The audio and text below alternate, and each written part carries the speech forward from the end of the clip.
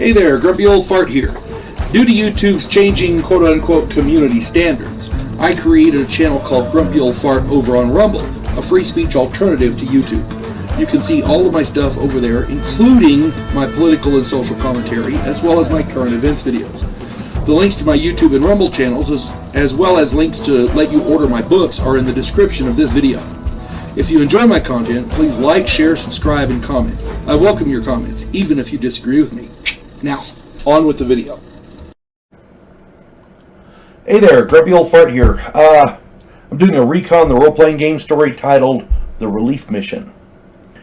This mission is the next part. I did a video called the Decoys, and it took place in Larry's game. After that game session that ended in Madagascar, this particular mission took place. And go and check out that video from a few weeks ago, the Decoys, for a grounding into the characters here. After we finished that mission, we chartered a flight out of Madagascar and ended up in Cairo. We decided that some downtime was in order after we spent time healing up in the hospital. Yeah, we'd all been wounded pretty badly, so, several months in hospital was a good thing. And we had the money to do it now because we got paid, remember? We enjoyed the nightlife and we partied. Frankly, with the pay we'd gotten from the last mission, we had money to burn, so we were okay.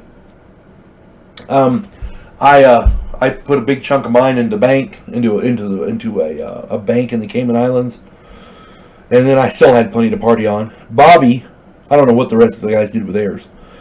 Bobby met a girl in a nightclub, and she set Earl up with her girlfriend, and we didn't see either of them for a week. It was one of those types of things. When they finally did turn up, they had a story for us. Turns out that two girls worked for a relief organization delivering food to remote villages in the Sudanese mountains, in the Sudan. They'd had trouble with bandits raiding their shipments, and the girls had asked if our group could help out. The pay was abysmal because it's a relief organization. They can't afford to pay a lot. It was almost non-existent. But we were between jobs, so we said okay. As we were prepping our gear for the trip, a man approached Randy, told him that if we would allow him to add his cargo to the shipment, he would match our fee and clear any and all criminal charges from our records. And, so basically he doubled the pay, and he was going to clear our criminal charges. Turns out he was a company man, if you know what I mean. He worked for one of them alphabet agencies, starts with a C, ends in an A. Yeah. And we'd all had various charges leveled against us at one time or another, so, we agreed. We were cool with that. The convoy was 4 trucks of grain and other supplies, along with 1 truck from the company. As we neared the border, we checked that last truck. It was full of arms and munitions. The driver had orders to give the truck to a specific local who had orders to deliver it to someone else. Company business, we didn't ask. But we needed to know what we were, what we were getting into. So we agreed to go to the one village. That was it. After that, we didn't care what happened to that truck. It was out of our purview. After we got it there, that's all we had to do. We were done. We crossed the border, and the lead driver told us that it was a week to the village. And we were okay with that because they were feeding us, and it was kind of a nice area to travel in.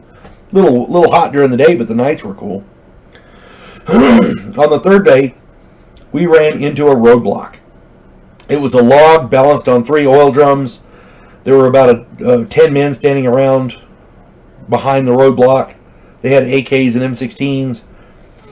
Bobby was not in the mood to parlay. There wasn't even a word said. He just opened up with his M60. We all followed suit as the convoy ran the blockade and just kept going.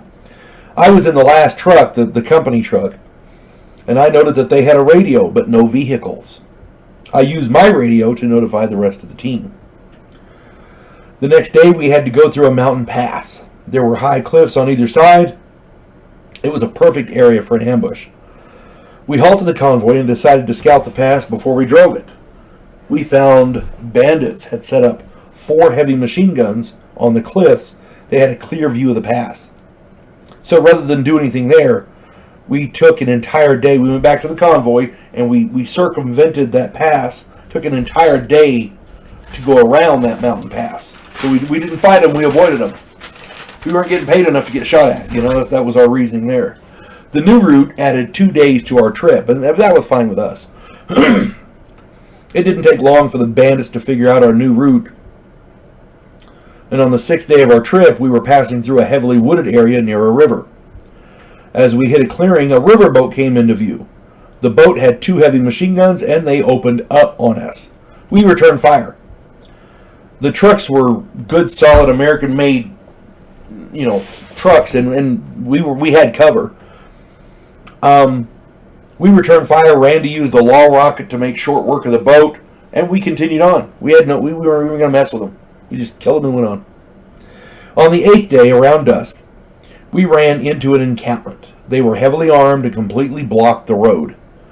There were at least 24 men. They had machine gun posts set up. They had one guy with in one of the vehicles had a rocket, the recoilless rifle on there. I mean, they had it going on. The leader motioned us over to talk. So Bobby and I walked over while Randy covered us. Earl had disappeared. The man talked with us for almost an hour. He wanted half the food and the munitions truck.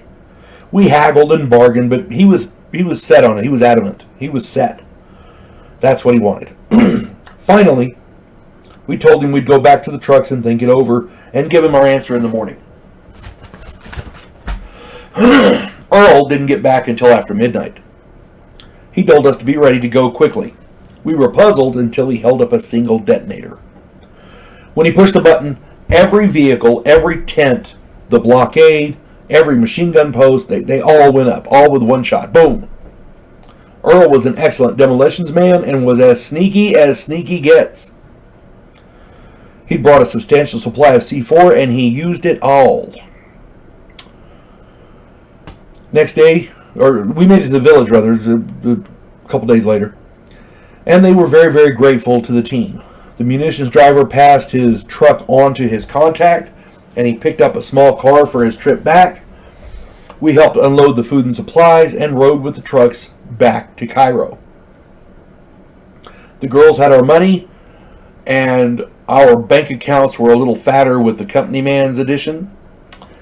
It was enough to get us, the girls' money was enough to get us a charter plane to Rome. All in all, a good deed well done.